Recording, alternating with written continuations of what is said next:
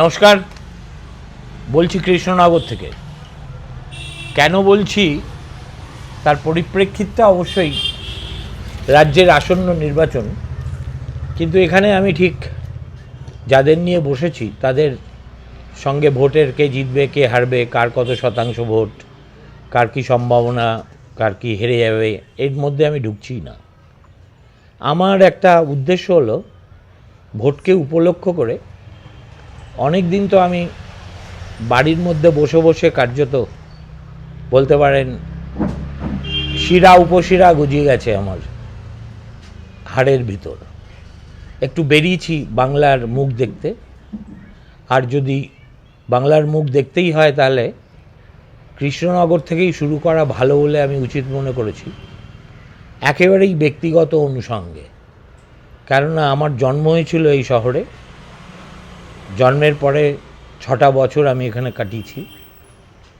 জলঙ্গি নদীতে গ্রীষ্মকালে বাবার হাত ধরে স্নান করতে যাওয়ার স্মৃতি এখনও আমার মনে অমলিন। ঠিক যেমন সিএমএস স্কুলে ক্লাস 2তে পড়তাম, আর তখনও একটা অত বড় স্কুলে কোনো পাকা শৌচালয় ছিল না, রীতিমতো খাটা পায়খানায় বাচ্চাদের পাঠানো হতো বলে এখনও মনে আছে। এছাড়াও আরও অনেক স্মৃতি আছে কৃষ্ণনগরের। তাই ভাবলাম যখন রাস্তাতে নামলামই তখন কৃষ্ণনগর থেকেই শুরু করা যাক। আমি বসেও আছি একটা সম্পূর্ণ কৃষ্ণনগরীয় জায়গায় বলতে পারেন। অন্নদাশঙ্কর বহু আগে লিখেছিলেন, মশায় দেশান্তরী করলে আমায় কেশনগরের মশায়।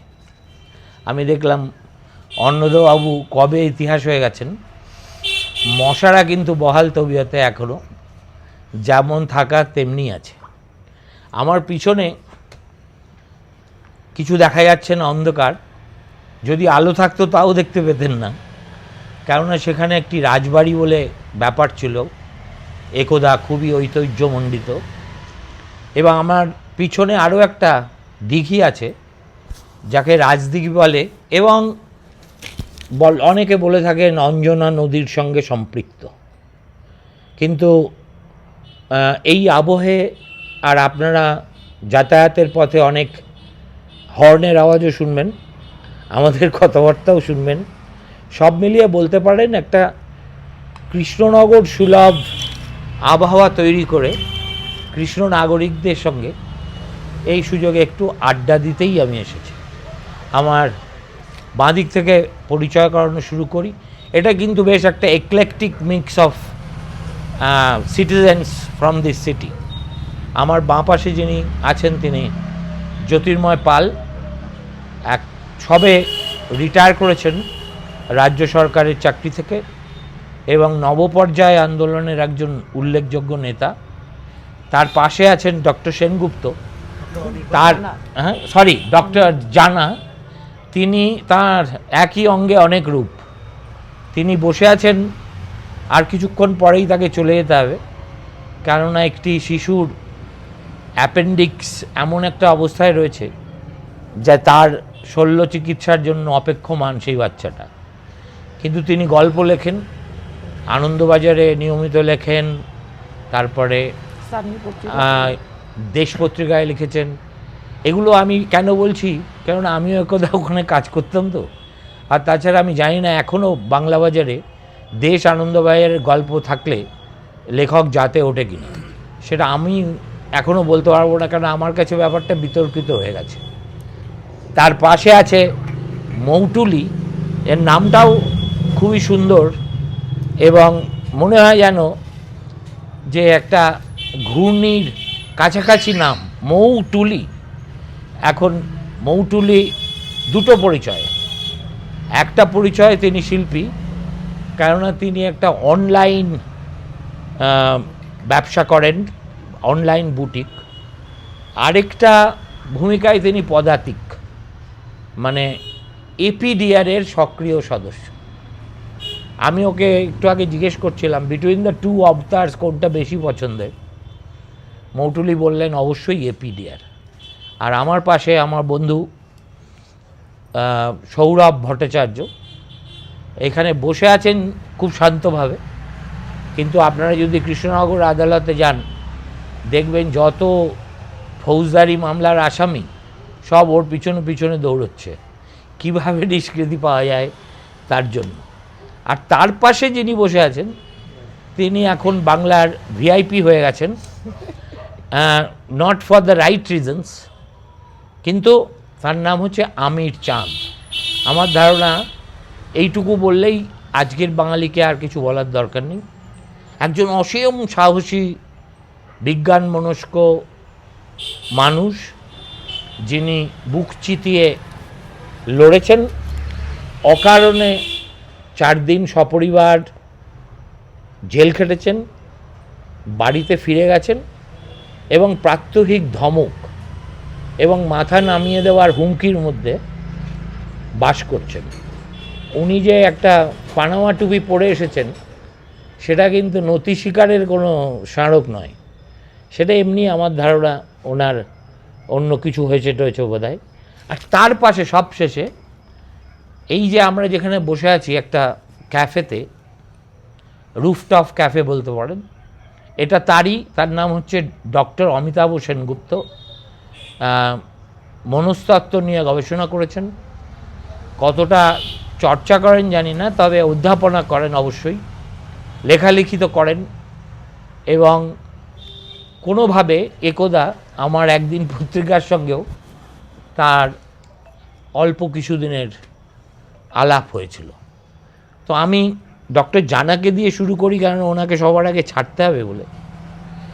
আপনার এই যে ডাক্তার হিসেবে সরকারি হাসপাতালে চাকরি করাটা পশ্চিমবঙ্গে কতটা সুখের অভিজ্ঞতা? এমনিতে বলতে গেলে একটু জোরে বললে ভালো হয়। না, কথাটা সুখের অভিজ্ঞতার চেয়ে আমি আমার ব্যক্তিগতভাবে আমি ডাক্তারি ব্যাপারটাই আমি খুব পছন্দ করি, এবং আমি যে কোনো পরিস্থিতির মধ্যে দিয়েই নিজেকে মানিয়ে নিতে পারি আর কি, আমার নিজের মনে হয়। সেই জন্য মনে হয় যে পরিস্থিতিতেই থাকি না কেন সেখানে যতখানি পারা যায় আমার বেস্টটা আমি দিতে চেষ্টা করছি। তাতে কিছু কিছু জায়গায় তো সুখ, কিছু কিছু জায়গায় অসুখ থাকবেই। এবং সত্যি কথা বলতে কি, অনেক কিছু অভাব রয়েছে, তার মধ্যেও যারা কাজ করতে চায় তারা কাজ করছে। কিন্তু আপনার কি মনে হয় যে আপনি তো অনেক দিন এই জেলা হাসপাতালে আছেন, আপনার কি মনে হয় যে একজন আপনার মতো দক্ষ শল্য চিকিৎসকের বেস্টটা দেওয়ার জন্য যে এনেবলিং অ্যাটমসফিয়ার থাকা উচিত একটা হাসপাতালে, সেটা আজকের পশ্চিমবঙ্গে হাসপাতালগুলো আছে? আমার নীল সাদা রং হয়েছে সেগুলো আমরা দেখেছি। হ্যাঁ, ধরুন আপনার যদি যা যা প্রয়োজন একটা ন্যূনতম সফল অপারেশনের জন্য, তো do you get them handy, নাকি আপনাকে নিজের উদ্যোগে জোগাড় করে আনতে হয়? না, কিছুটা তো নিজের উদ্যোগ লাগেও। আপনি নির্ভয় বলুন। না, সে তো বটেই। যেটা যেটা যেটা ব্যাপারটা হচ্ছে যে এই কিছুক্ষণ আগে আমি একটা মিটিংয়ে ছিলাম। সেই মিটিংয়েতে জানা গেল যে আমাদের হসপিটাল, কৃষ্ণনগর সদর হসপিটাল, সার্জারির আউটপুট মেডিকেল কলেজগুলোর থেকে বেশি হয়ে যাচ্ছে বলে একটু চিন্তায় পড়ে গেছে। অনেকেই চিন্তায় পড়ে গেছে যে কৃষ্ণনগরের বুকে অপারেশনটা হচ্ছে, সংখ্যাটা বেশি। এবং চিন্তাটা কাদের? চিন্তাটা ডেফিনেটলি অ্যাডমিনিস্ট্রেশনের, কারণ তারা দেখছে যে অত ফেসিলিটি দিয়েও যেখানে কৃষ্ণনগরের সংখ্যা বোধহয় নর্থ বেঙ্গল মেডিকেল কলেজ আর কাছে একটু কম, তারপরে কৃষ্ণনগরের সংখ্যা রয়েছে। এবং আমাকে সরাসরি জিজ্ঞাসা করলো, এই অপারেশনটা করেছেন আপনি? হ্যাঁ, পেশেন্ট রয়েছে এখনো। ও, করছি কিন্তু মানে কিসের জন্য সমস্যা? মানে আউটপুট বেশি হয়ে গেছে বলে? আউটপুট বেশি হয়েছে, তাতে সেটা তো গর্বের ব্যাপার, চিন্তার কেন? চিন্তার আমার দিক থেকে গর্বের ব্যাপার। হ্যাঁ, অ্যাডমিনিস্ট্রেশনের দিক থেকে নিশ্চয়ই চিন্তার আছে। একটা পেশেন্ট তো এখান থেকে রেফার হয়ে কলকাতায় যাবে, বা কলকাতা ইনফ্রাস্ট্রাকচার বেশি আছে, সেখানে কেন আউটপুটটা বেশি হবে না? এইটা একটা জায়গা। তার মানে ম্যানেজমেন্ট চাইছে আপনি পেশেন্ট পান আর পাচার করে দিন। আমার তাই তো দাঁড়াচ্ছে আপনি যা বলছেন, হয়তো সেই জায়গায় কোনো খামতি আছে যেখানে যে জন্যে এই আউটপুটটা হচ্ছে না। আপনার কি দেখুন, আমরা তো যে কোনো আলোচনায় যদি ম্যাক্রো লেভেলে করি, তাহলে আরজি করের ঘটনা এবং উপর্যুপুরি মানে ধরুন স্বাস্থ্যসাথীর নামে একটা যে কি বলবো, একটা গণপ্রবঞ্চনাই চলছে মানুষকে সঙ্গে, আর কাঠামো আছে কিন্তু কাঠামোর কোনো খড় বা মাটি, বেলে রং কিছুই নেই। এটাই হয়ে গেছে বাংলার স্বাস্থ্যের একটা মোটামুটি ছবি। সেই ছবির মধ্যে দাঁড়িয়ে আপনি আবার আরজি করের ছাত্র, আপনার কি don't you feel ashamed to be associated with this? একদম। অভয়া কাণ্ডটা যখন ঘটে তখন আমার এখানকার আইএমের আমি সেক্রেটারি ছিলাম যখন অভয়া কাণ্ডটা ঘটে, এবং আমরা প্রথম পথে নেমেছিলাম। টোরো জানে বোধ হয়, আমরা একেবারে কৃষ্ণনগর প্রথম পথে নেমেছিল পোস্ট অফিস মোড় থেকে, এরাও ছিল। তো প্রতিবাদ তার ডাক্তারদের মধ্যে থেকে প্রথম এসেছিল কিন্তু কৃষ্ণনগর থেকে। সেই সময় আমরা যা যা করেছি, পরে আইএমএ স্টেট বেঞ্চ সে একই ডিসিশন নিয়েছে। যেমন আমরা ফাস্টিংয়ে গেছিলাম, আমরা একটা দিন এখানে করেছিলাম, ফাস্ট করেছিলাম। তারপরে আমরা ডিএমের কাছে সবার সাথে, সবাই ছিল, আমাদের মৌলবী ছিল, সৌরভ ছিল, আমরা ডিএমের কাছে গিয়ে চিঠি দিয়েছিলাম। তো যন্ত্রণার জায়গা তো অভয়াটা ভীষণ এরকম, সবচেয়ে যন্ত্রণার জায়গাটা মেয়েটা বিচার পায়নি, এখনও কাঁটার মতো খচ খচ খচ খচ করে সেই জায়গাটা রক্তাক্ত করে আমাকে। এবং আমি সেক্রেটারিশিপ থাকাকালীন আমাদের অভয়া ক্লিনিক চালু করা হয়েছিল আমাদের আইএমএতে, এবং সেটা এখনও চলছে। তাতে পেশেন্ট আসুক না আসুক, এমন একটা জায়গা, পেশেন্ট মানে বিনা পয়সায় একজন ডাক্তার গিয়ে চিকিৎসা দিচ্ছে। এখানকার স্পেশালিস্ট ডাক্তাররা সবাই ভীষণ ব্যস্ত, বর্ডার এরিয়া, প্রচুর লোক আসে, প্রচুর রোগী আসে। পেশেন্ট না আসলেও কিন্তু অভয়া ক্লিনিকে যে ডাক্তারকে ডিউটি দেওয়া হয় সে এসে বসে। দেখুন, আমার মনে হচ্ছে আপনি খুব লাকি। আপনি আইএমের মাথায় থেকে এখানে আন্দোলন করা সত্ত্বেও you are not facing any retribution from the state. কেননা এখন আমি দেখেছি যে Subarna Goswami, such a bright doctor, তাকে পাঠিয়ে দিয়েছে এমন একটা জায়গায় যেখানে হাসপাতাল আছে কিন্তু হাসপাতালের তালা খোলে না, দার্জিলিংয়ে। তারপরে এই বাচ্চাগুলো অনেকের চাকরি ছেড়ে দিতে বাধ্য হলো, এবং আরও যারা যারা ওদের সঙ্গে ছিল, দেবাশিস, মুসলিম ছেলেটি, they have all been picked up for retribution by the state. তো আপনি কিন্তু সেদিক থেকে আপনি ভাগ্যবানই আমি বলবো। কিন্তু এই জিনিসটা মানে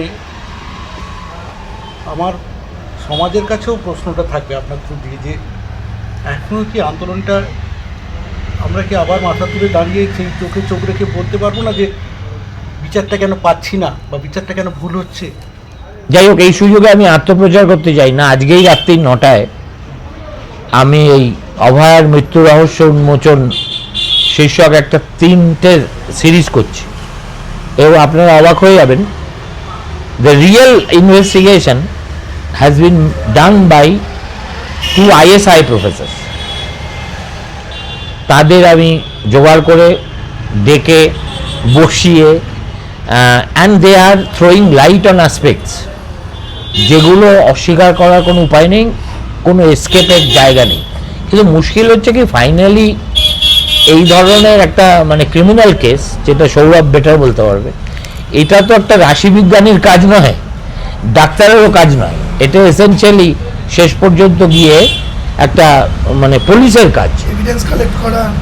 কোথায় ওয়্যার ইজ ইট গান রাং? সৌরভ, তোমার কি মনে হয় এই যে অভয়া তদন্ত কোথায়, মানে যে নদী মরুপথে হারালো ধারা, কোথায় গিয়ে এটা আটকে গেল?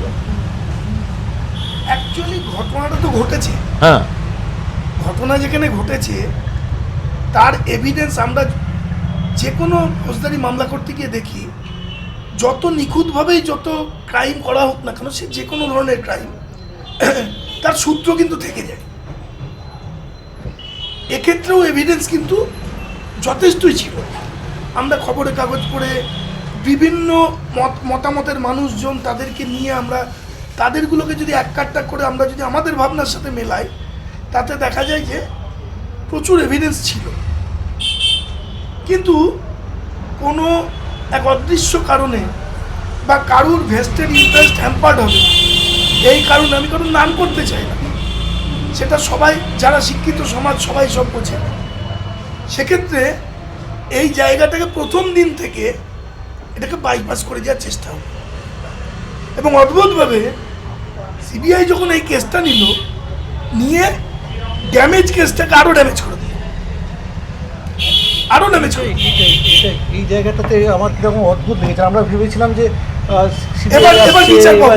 হ্যাঁ, এটা এখান থেকে সুপ্রিম কোর্টে গেল, হ্যাঁ। মানে একটা সবসময় যেন একটা আলো দেখতে পাচ্ছিলাম, কিন্তু ওই আলোটাই যে অন্য জিনিসটাকে অন্ধকারে পাঠিয়ে দেবে, প্রহেলিকা। প্রহেলিকা, সেটা মানে অনেক বড় মাথার খেলোয়াড় দেখুন, বলে। বেসিক ব্যাপারটা হচ্ছে যেটা এমার্জ করছে, আমি জানি না সৌরভ আমার সঙ্গে এগ্রি করবেন কিনা, সেটা হচ্ছে প্রথমে ধনঞ্জয়, তারপরে আরজি কর। স্টেট অলওয়েজ প্রথমে একটা স্কেপ গোট খোঁজে, যে scapegoat has no voice, no face, no resource to fight.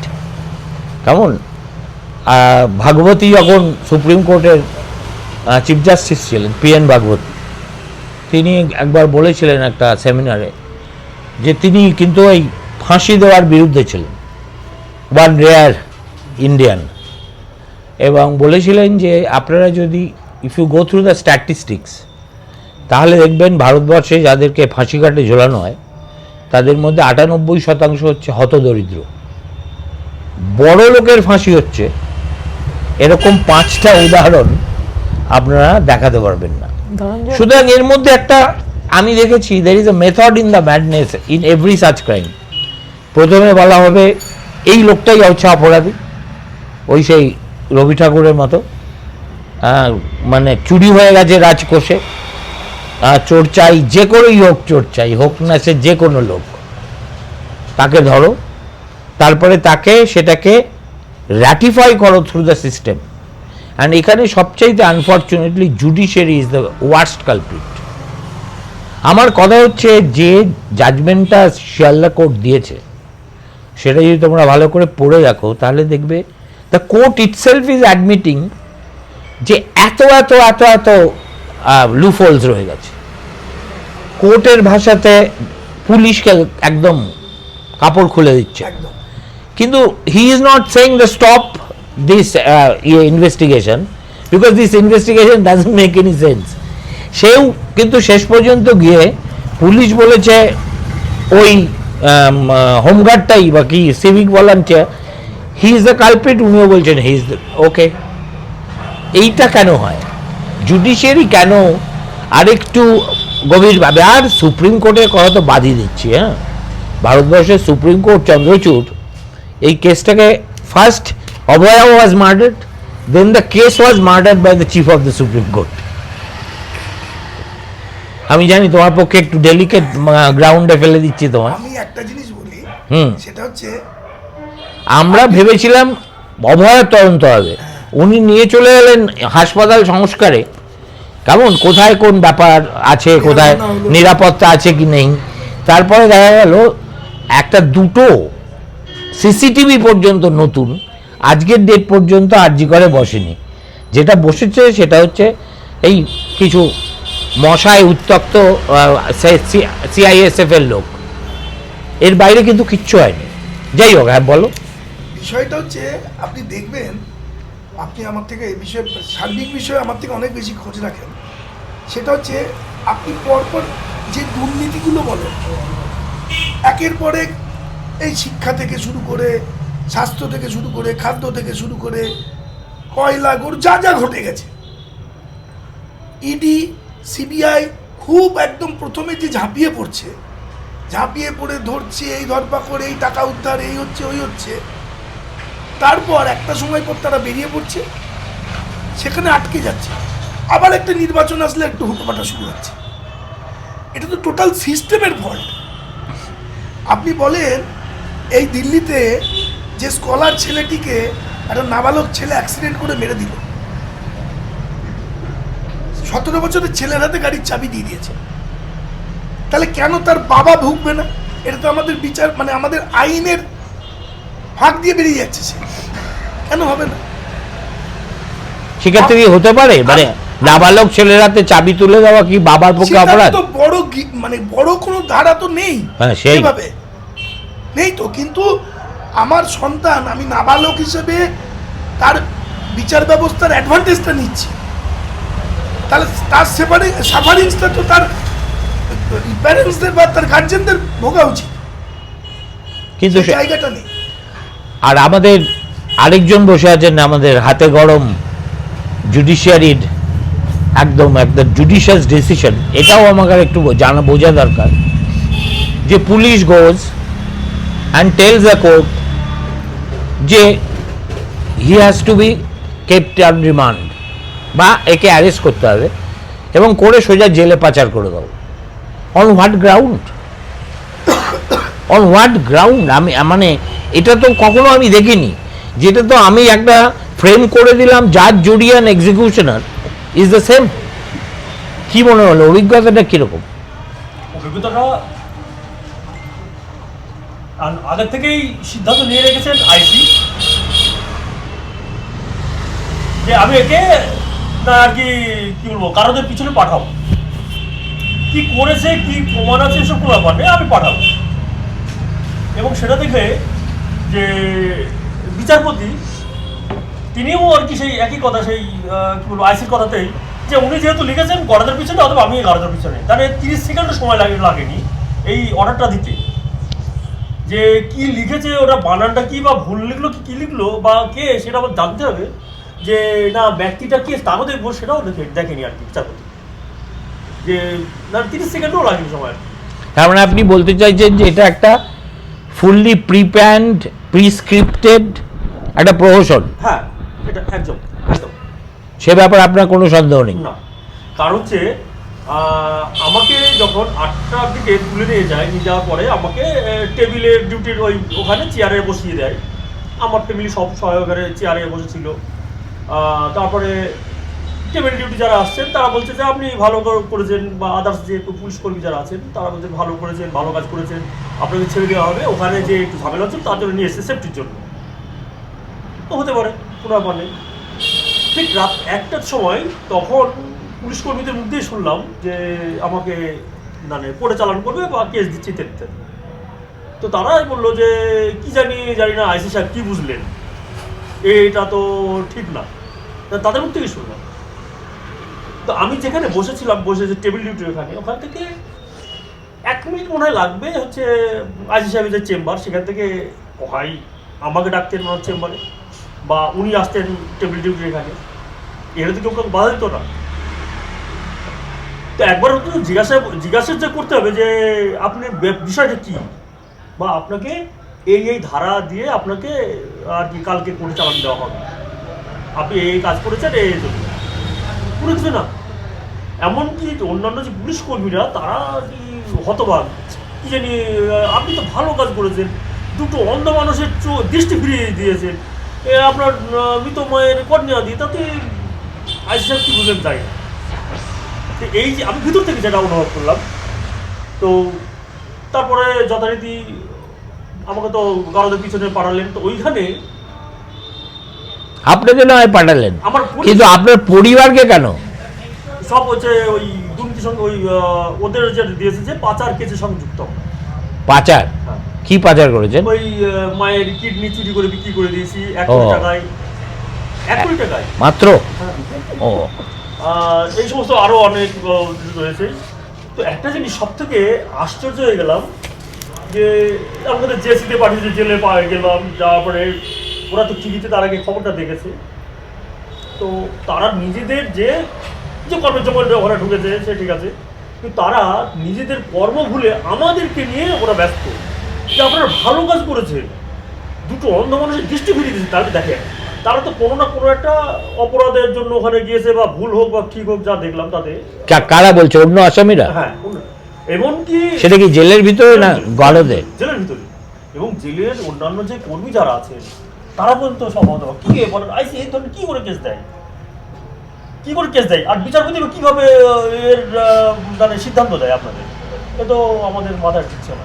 আমি একটু মৌটুলিকে জিজ্ঞেস করি, অনেকক্ষণ ধরে বসে বসে শুনছেন, কিন্তু এটাই তো আপনাদের বিচরণ ক্ষেত্র।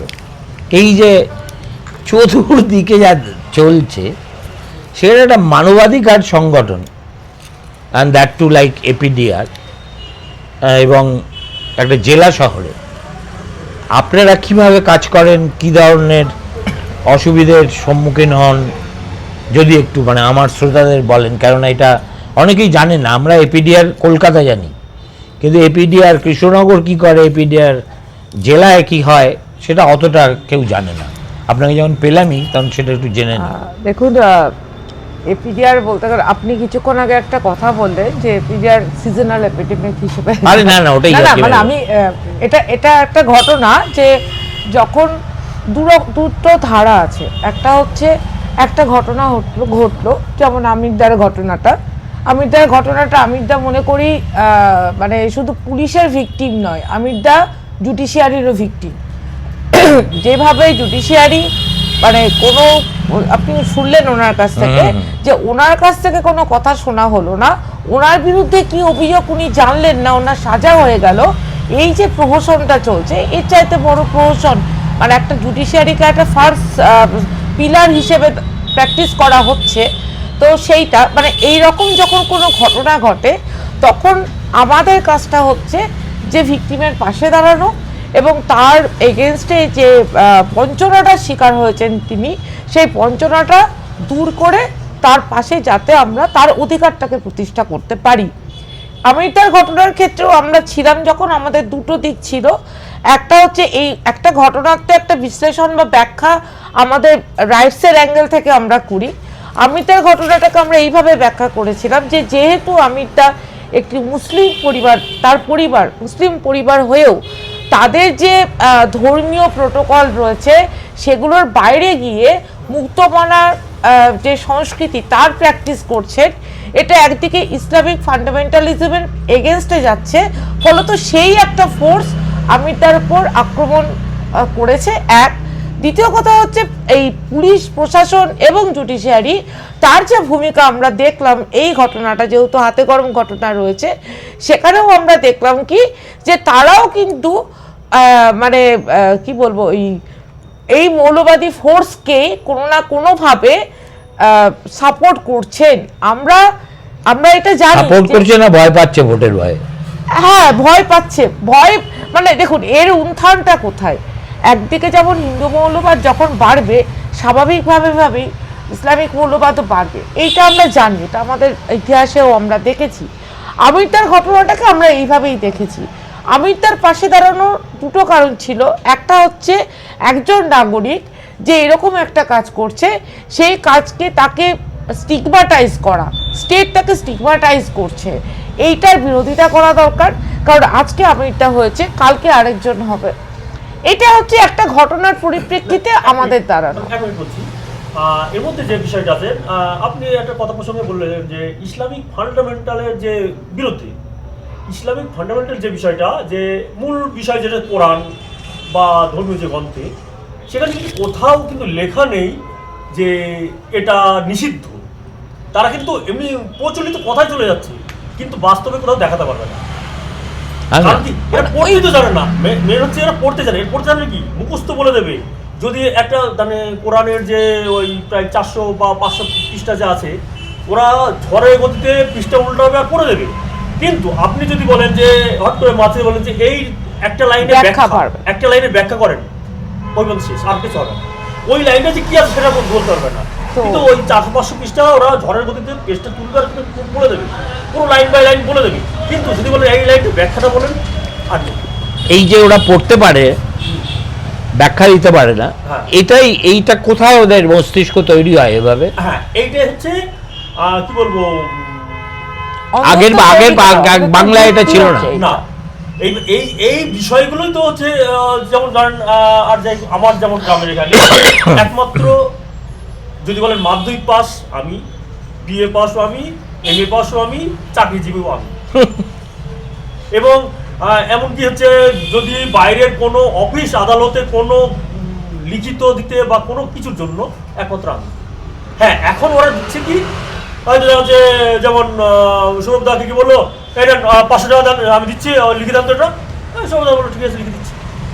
কিন্তু আমি অ্যাজ এ ফ্রি, কারণ বিনামূল্যে যেটা বলা হয় সেটা তো আর সৌরভ দাকে করবে না, আমি করবো, সেটা তো আমি করি। কিন্তু তাহলে তো গ্রামের উচিত আপনাকে মাথায় করে রাখা। না, সেটা করবে না, কারণ হচ্ছে একটা জিনিস হচ্ছে যে ধর্মীয় বিষয়টা যেটা ওরা সব জায়গায় যেটা প্রচার করে আমাদের ধর্মে নেই সেটা বলছে এটা কি, সেও তো কিছু জানে না, না জেনে সে তো বলছে ও ওটা যে বলেছে ওটা ভুল বলেছে, ও ধর্ম ব্যাখ্যা উল্টো বলেছে, অতএব ওকে ধরো, ওকে ওই বাড়তে দেওয়া হবে না, ওকে চাকরি করতে দেওয়া হবে না, ওটা এটা করতে দেওয়া হবে না। এইবার সেই যে একজন মাতব্বর বলে দিল সেইটাকে সেটা হচ্ছে কি দেখা যাচ্ছে তার আত্মীয় জ্ঞাতি গোষ্ঠী বা বন্ধু যা আছে। আপনি যে গ্রামে তো বড় হয়েছেন, আপনার শৈশবে এরকম মনোভাব ছিল না? কবে থেকে এটা বদল হলো? এটা মোটামুটি যে এই রংপুরশীল যে জায়গাটাতে এসছে মোটামুটি এই আপনার 15-16 বছর। রক্ষণশীল না, এটা হচ্ছে একদম মানে তালিবানি অ্যাটিচিউড। রক্ষণশীলতা আমি তবু বুঝি, তার একটা মানে হয়। যেমন যেটা হচ্ছে আমার পরিবার, মানে আমার জ্ঞান হয়ে বা তার আগে তো আর দেখিনি, তো আগাগোড়াই হচ্ছে সময়ের সঙ্গে মানিয়ে যে চলতে হয় সেরকম। এমনকি আমার পরিবারের সঙ্গে মানে এলাকার কেউ বলতে পারবে না যে একদিনের জন্য কারোর সঙ্গে মানে কোনো তর্ক বিতর্ক হয়েছে বা ওর দ্বারায় বা ওর পরিবারের দ্বারা কোনো ক্ষতি হয়েছে। এমনকি যদি কাউকে ভুল করি, কোনো একটা কিছু কারণ আছে, ভুল হতেই পারে, আমি তো মানুষ, সঙ্গে সঙ্গে তার কাছ থেকে আগে ক্ষমা চেয়ে নেবো, ভাই এটা ভুল করে ফেলেছি। কিন্তু আর ওরা তা করবে না, যা করেছি বেশ করেছি দেখে নেব, ইত্যাদি ইত্যাদি ইত্যাদি।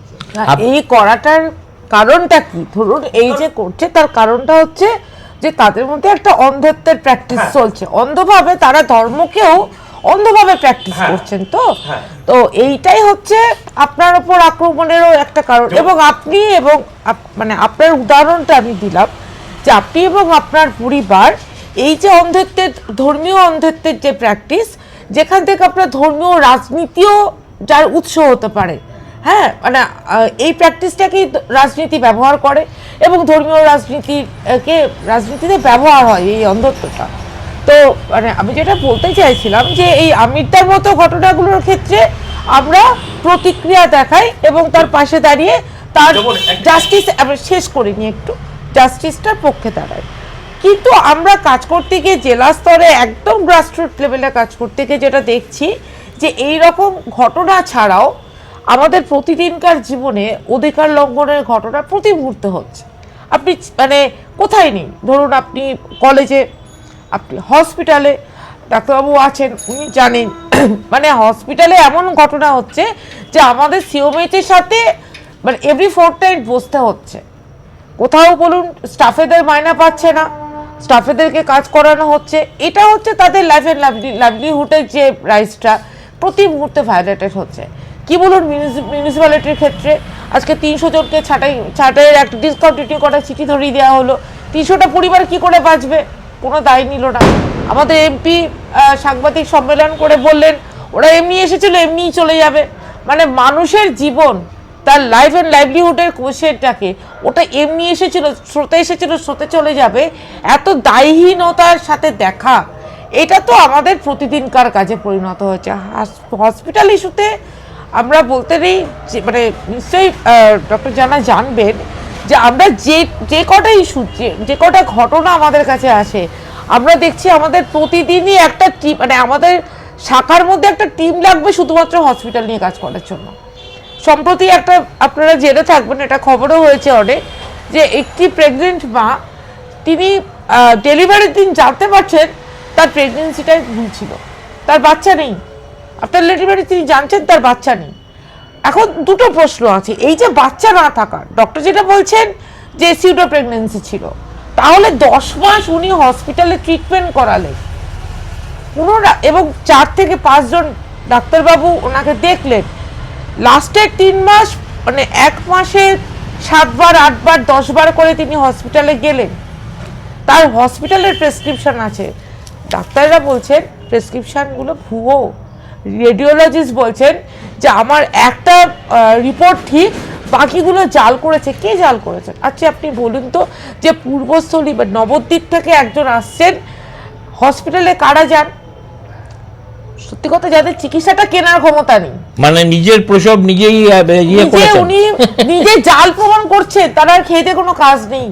তিনি হসপিটালে আসছেন, তার মানে স্বাস্থ্য কেনার ক্ষমতা নেই বলেই তিনি হসপিটালে আসছেন, অথচ তার এত ক্ষমতা হয়ে গেল তিনি হসপিটালের একটা রেকর্ডকে জাল করে দেবেন। এই যে ঘটনাগুলো আমাদের সাথে প্রতি মুহূর্তে ঘটছে, এটা কিন্তু কোনো ঘটনা হিসেবে আসছে না, এটা প্রতিদিনকার ঘটনা। এবং আমরা দেখছি আরজিকর মুভমেন্টের দুটো দিক আমরা দেখেছিলাম। একটা হচ্ছে যে নারী নির্যাতনের প্রশ্ন, যেটা শুধুমাত্র হসপিটালে নয়, সর্বস্তরে। আমি কদিন আগেই শুনলাম যে রানাঘাটে একটি কলেজের মেয়েটি একটা অদ্ভুত স্ট্রাইকিং প্রশ্ন করেছে মিডিয়ার কাছে, যে আসলে আরজিকরের তিলোত্তমা তো খুন হতে হয়েছিল, আমাকে কি হতে হবে? এটা ফেসবুক লাইভ করে মেয়েটি বলছেন, কারণ তাকে ওই একইভাবে তাকে ওই মানে তৃণমূল ছাত্র পরিষদের একটি মানে কলেজেও পড়ে না, বাইরে থেকে একটি ছেলে জোর করে বাইকে তুলতে গেছে, সে যখন আপত্তি করেছে তখন তাকে বলেছে তার বন্ধুরা চলে এরকম ঘটনা আকচার হচ্ছে। মানে আমি বলতে চাইছি যে এই যে থ্রেট কালচার বলুন, এর চেয়ে বড় থ্রেট কি? আমি একটা প্রতিষ্ঠানে যাচ্ছি একটা পরিষেবা পেতে, আর সেই পরিষেবাটা দেওয়া তো দূরের কথা, উপরন্তু আবার ক্লেমটাকে মিথ্যা কথা বলে দেওয়া হচ্ছে। এটাও কিন্তু এক ধরনের থ্রেট, আপনার রাইটসের ওপর থ্রেট। প্লাস হচ্ছে এই যে সেক্সুয়াল হ্যারাসমেন্ট বলুন, রেপ বলুন, এই রেপ কালচার, এগুলো তো রয়েছে। আরেকটা একটু শেষ করি, আরেকটা দিক আমরা আরজিকর মুভমেন্ট থেকে ধরেছিলাম, যে দেখুন আজকে তিলোত্তমাও কিন্তু একটা সিস্টেমের ভিকটিম। তিলোত্তমাকে কেন খুন হতে হলো এতগুলো ডাক্তারের মাঝখানে? কেন অনিকেতের আজকে চাকরি ছেড়ে দিতে হলো? কারণ হচ্ছে এরা সিস্টেমের এগেনস্টে কোশ্চেন তুলছে। এই সিস্টেমকে কোশ্চেন করার যে ভয়েসগুলো, সেগুলোকে থামিয়ে দেওয়া। তাহলে সিস্টেমকে কোশ্চেন করতে ভয় কোথায়? স্টেটের ভয় কোথায়? সিস্টেমের ভয় কোথায়? সে তো নির্ভয় হতে পারতো, কিন্তু এটা হচ্ছে না। কারণ হচ্ছে এর ভেতরে যে একাধিক অসঙ্গতি বলুন, দুর্নীতি বলুন, না পাওয়া বলুন, চুরি বলুন, এবং মানুষকে শোষণ করার সমস্ত ব্যবস্থাগুলো বজায় রয়েছে এই স্বাস্থ্য পরিষেবা কাঠামোটার মধ্যে। এবং তারপরে যখন আমরা জেলা স্তরে স্বাস্থ্য নিয়ে কাজ করতে গেলাম, আপনি বিশ্বাস করবেন না, একটা হেলথ সেন্টার যার উপরে সেই লোকালিটির সমস্ত মানুষের চিকিৎসা নির্ভর করে, পাশেই একটা স্কুল, আমি বার্নিয়া প্রাথমিক হাসপাতালের কথা বলছি, সেটা 10টা থেকে 2টো অবধি খোলা থাকে।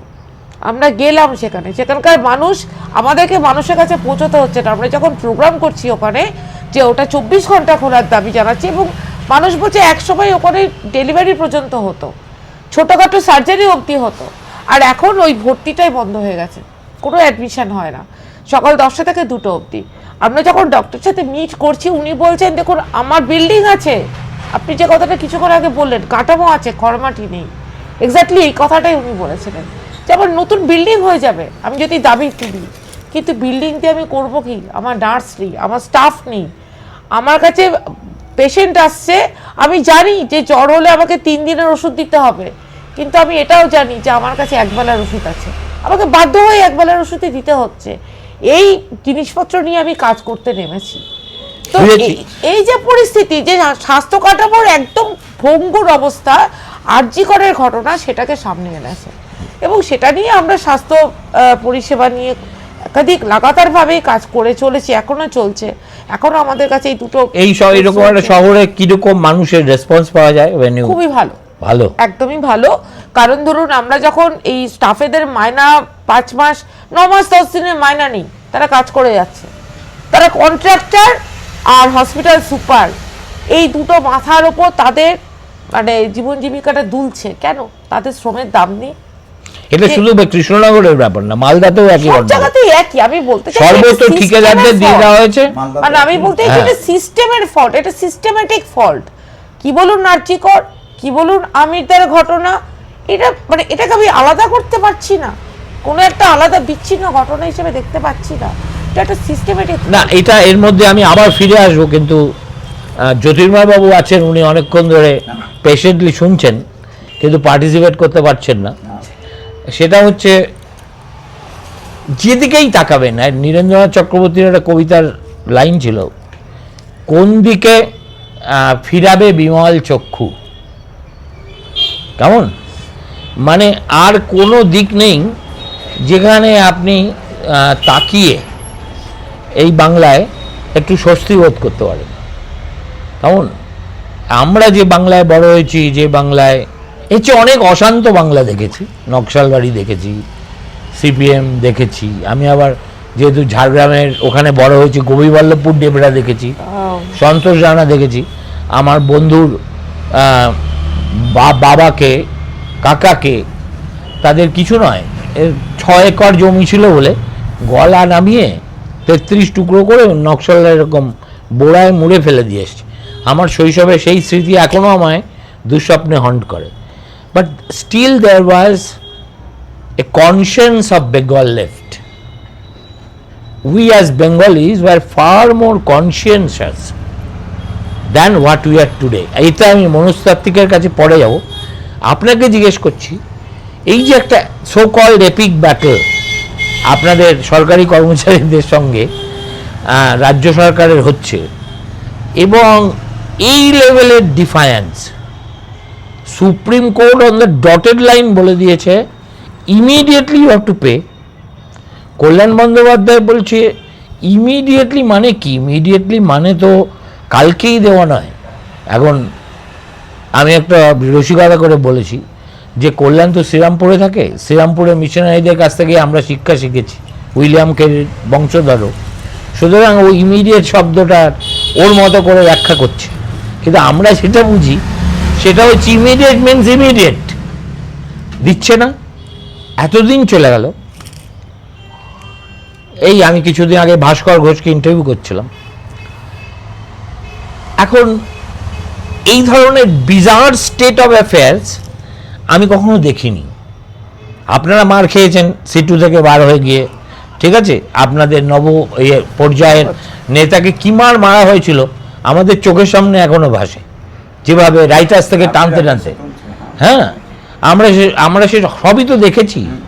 We have seen hoodlum days, we have seen organised বদমাইশি days, but we have never seen a conscienceless society. Where does then আপনাদের এই কর্মচারীরা ফিট করে?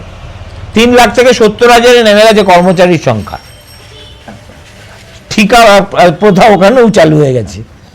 প্রথম কথা হচ্ছে যে আপনি যেখান থেকে শুরু করলেন, 6 বছরের কৃষ্ণনগর ছিলেন, সিএমএসি স্কুলের স্মৃতি,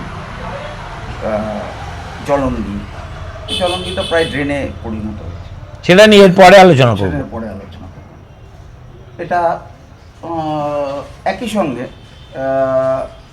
সৌমিত্র চট্টোপাধ্যায় কৃষ্ণনগরের স্মৃতি, কৃষ্ণনগর সে তো বহু আছে, মহারাজা কৃষ্ণচন্দ্র, এখন এসব কোথায় শুরু করব কোথায় শেষ করব, এসব বলতে গেলে এখন সাম্প্রতিক যে অবস্থাটা আপনি খুব ভালো করে জানবেন, আপনি তো টোটালটাই কভার করেছেন, যে কর্মচারীরা তো বিচ্ছিন্ন কিছু না, বিচ্ছিন্ন জীবটিক কিছু কি করে হবে, একেবারেই নয়। এবং অবস্থা ভালো হয়েছে না খারাপ হয়েছে, কতটা খারাপ হয়েছে এবং কোন দিকে যাচ্ছে, কর্মচারীদের সঙ্গে বর্তমান যে সংকট, সার্বিক সংকটের সঙ্গে রাজ্য সরকারি কর্মচারী বা অন্যান্যরা কীভাবে জড়িত, এই প্রশ্নের উত্তর যেটা, সেটা হলো এই যে 90-এর দশক থেকে আপনি যখন রাইটার্স বিল্ডিং আন্দোলন দেখছেন, 2009 বা 7 এটা 90-এর দশকেই শুরু হয়েছে।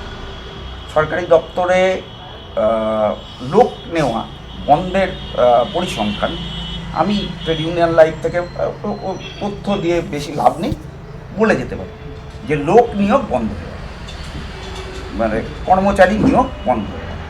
এবং আপনার খেয়াল আছে যে একটা সময় ক্যাজুয়াল ওয়ার্কার প্রচুর ছিল। এখন একটা শব্দ হচ্ছে যে প্রচুর ক্যাজুয়াল ওয়ার্কার ছিল, তারা ডিপার্টমেন্টে বিভিন্নভাবে কাজ করে, ফায়ার অ্যান্ড ফায়ার। আমি বিভিন্ন ডিপার্টমেন্ট বলতে পারি, সেচ দপ্তর থেকে ফরেস্ট ডিপার্টমেন্ট, পিডব্লিউডি, বিভিন্ন জায়গায় এরা কাজ করতো। এবং এদের ক্ষেত্রে সার্কুলার ছিল 240 days করে, কনজিকিউটিভ 3 year করলে তারা স্কেলে মাইনে। এর জন্য বিশাল বিশাল মুভমেন্ট হয়। 1991 থেকে 93 পর্যন্ত বা 4 পর্যন্ত বিশাল মুভমেন্ট হয়ে একটা বড় স্তরের এই ধরনের ওয়ার্কার, ডেলি ওয়েজ ওয়ার্কার, তাদের পার্মানেন্টের দিকে তখন লেফটেন্যান্ট গভর্নমেন্ট নিয়ে যেতে বাধ্য হয়। এবং হিস্ট্রি আছে, কৃষ্ণগড়ই তার মানে জন্মদাতা, যে এগ্রিকালচার ডিপার্টমেন্ট 93 দিন বন্ধ ছিল। সেটা ছড়িয়েছে কলকাতা, বিভিন্ন জেলাতে ছড়িয়েছে। এরপরে 2009 সালে অসীম দাশগুপ্ত একটা অর্ডার দেন যে আর ওই ক্যাজুয়াল থেকে আর পার্মানেন্ট স্কেলে মাইনে টাইনে গ্র্যাচুইটি ট্যাচুইটি দিয়ে পেনশন টেনশন দিয়ে আর পোষা টোষা যাবে। এখন কী হবে তাহলে এদের? যে 240 days করে কনজিকিউটিভ 10 years যদি 9008F যে অর্ডারটা দিয়ে এখন মুখ্যমন্ত্রী বলেন চাকরি, মুখ্যমন্ত্রী কথাই মতায়ন বলেন চাকরি, আদতে এগুলো চাকরি। এরা কর্মচারীর কতটা সংখ্যা, যারা প্রত্যক্ষ প্রশাসনে কাজ করছেন, সাধারণ মানুষের সঙ্গে কাজ করছেন, দুয়ারে সরকার করছেন, হসপিটাল চালাচ্ছেন, এরা কারা? এরা আপনি মালদার রেফারেন্স দিলেন না, আমিও তো মালদার রেফারেন্সটা আমার মুখে চলে এসেছে। তা সেম কন্ডিশন, যারা কাজ করছে তারা থ্রু কন্ট্রাক্টর, গভর্নমেন্টের টাকা কন্ট্রাক্টরকে দিচ্ছে, কন্ট্রাক্টর সেই টাকাটা দিয়ে লোক নিয়োগ করছে।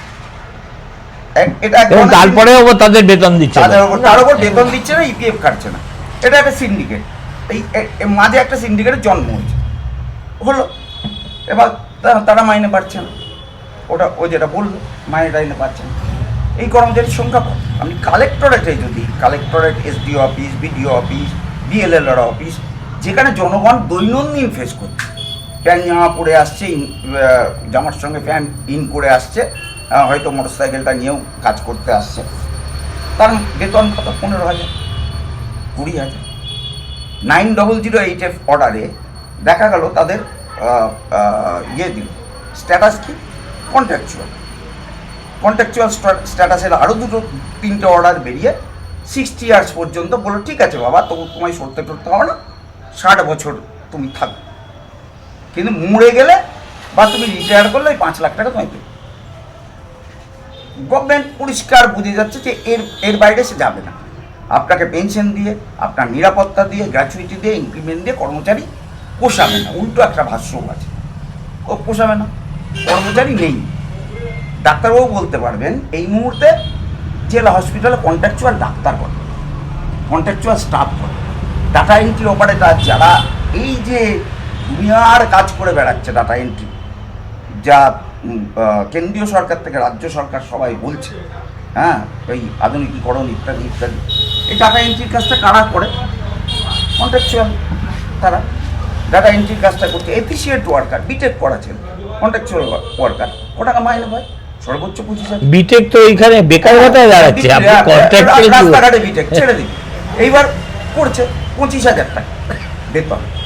একজন কন্ট্রাকচুয়াল কর্মচারী খুব দুঃখ করে যখন আরেকজনকে আমাকেই এসে বলেছে যে দাদা একটা বিয়ে দেখে দিন না, 25,000 টাকায় তার সংসার চলে না 3 জনের, মানে বিয়ে করলে একটা বাচ্চা কাচ্চা হবে, তো প্রেম করে যে বিয়ে করতে পারছে না, তাকে বিয়ে করতে গেলে তার সংসার চালাতে হবে।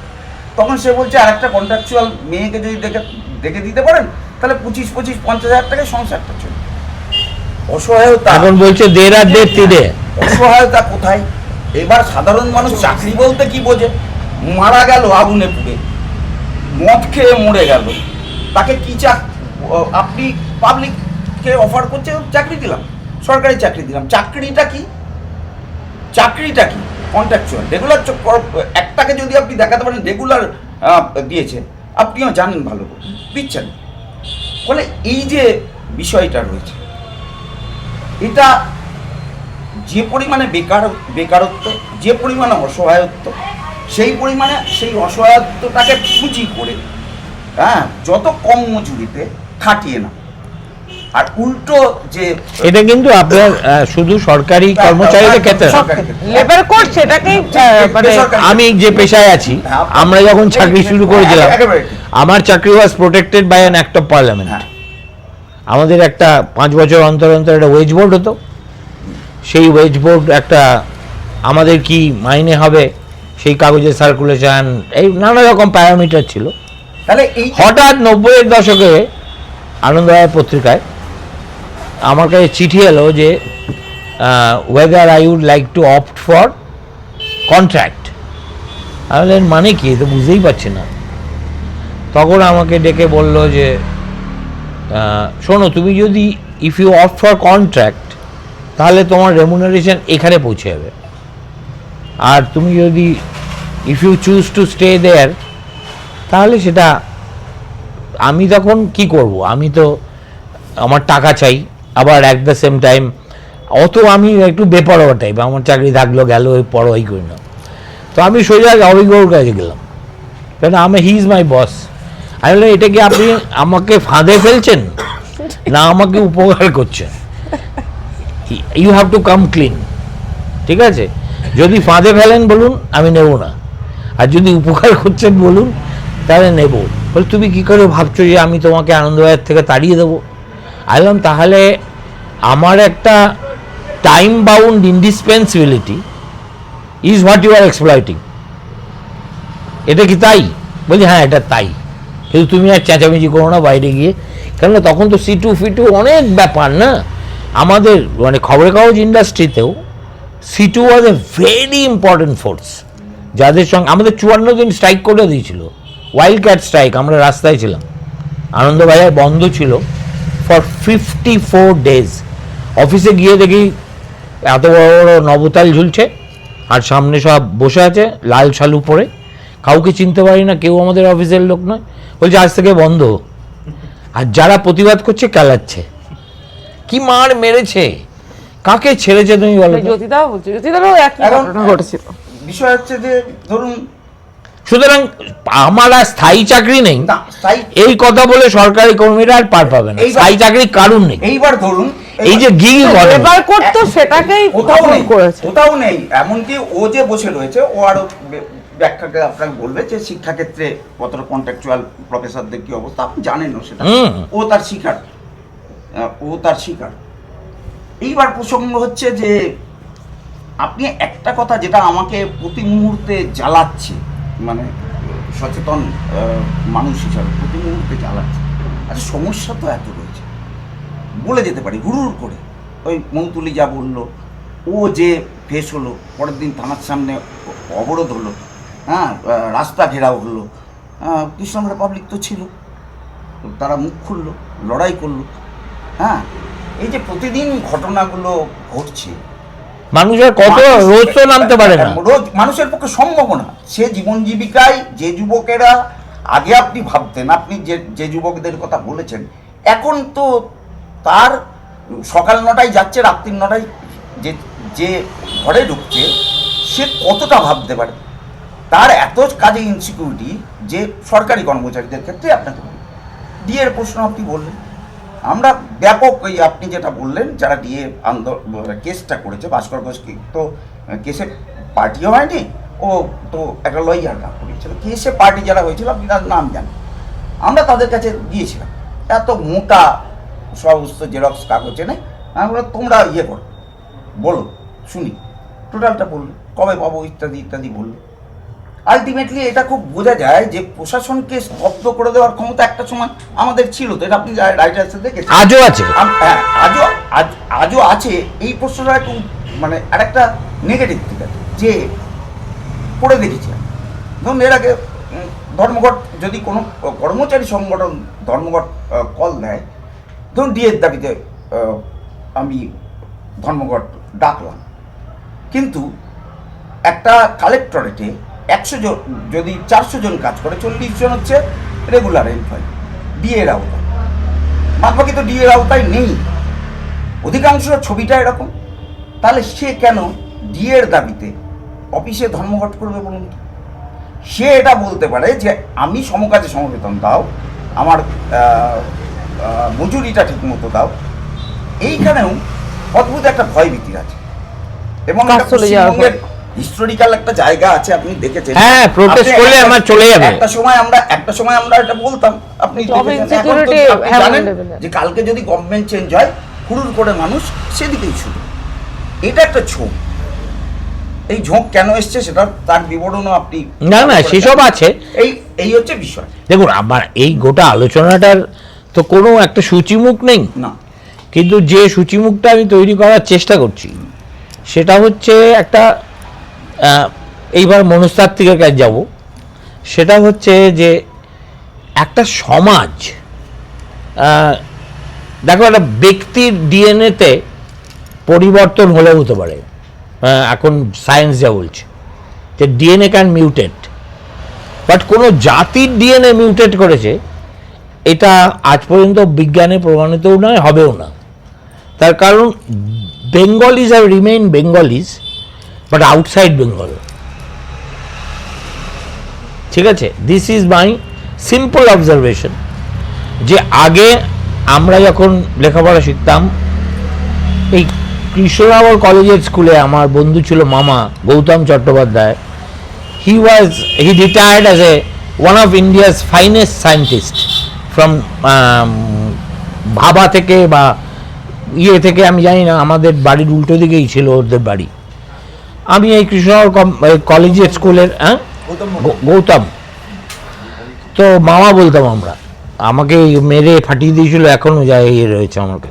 যাই হোক, তো একটা জেলা শহরের কলেজের school was at par with any school in Bengal, ঠিক আছে। এবং আমরা সবাই মানে উই ইউজ টু ভাই উইথ ইচ আদার। আরে বাবা, এবার ফার্স্ট হয়েছে তো নরেন্দ্রপুর, তো সেকেন্ড হয়েছে বালিগঞ্জ গভর্নমেন্ট, থার্ড হয়েছে হিন্দু, ফোর্থ হয়েছে হেয়ার, কোথাও আবার কেম ওখানে, কোথাও বহরমপুর এরিয়ে। So talent was evenly spread, evenly utilised, and গোটা ব্যাপারটা একরকম ছিল। এখন তো ছেড়ে দাও, মানে কোনো ফেলিটিজমের বাদই দিচ্ছি। এখন বাপ মা মধ্যবিত্ত, আমরা সবাই মধ্যবিত্ত সবাই। আমি জানি না মফস্বলে এই ট্রেনটাও এসেছে কিনা। কলকাতা শহরে আমি যে বড় লোকের ঘেঁটোতে বাস করি, 10 তলা সব বাড়িতে, সেখানে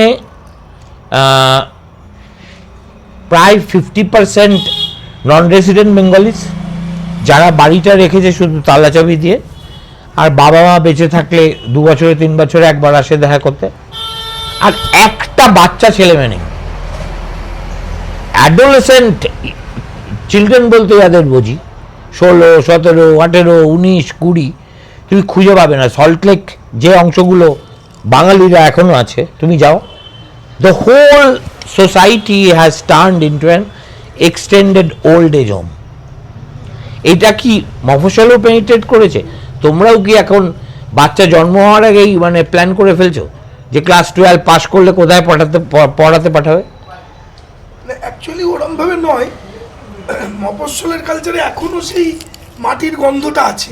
যে কৃষ্ণনগরে মানে এই যে অমিতাভ রাত 1:30, 2 মানে এই যে এখানে একটা ক্যাফে, এই ক্যাফেতে বাচ্চার ছেলেরা ওর স্কুলে যারা এখন 11-12 পড়ছে ওরা আসে, ওরা যখন রাত 12টার সময় বাড়ি ফেরে, ওরা বলে কাকু তো তখন ঢোকে। মানে এখানে আড্ডা কালচারটা, ঠেক কালচারটা এই লেভেলে রয়েছে। রাত 1:30, 2, 2:30 অবধি এখনো আড্ডা মারা হয়।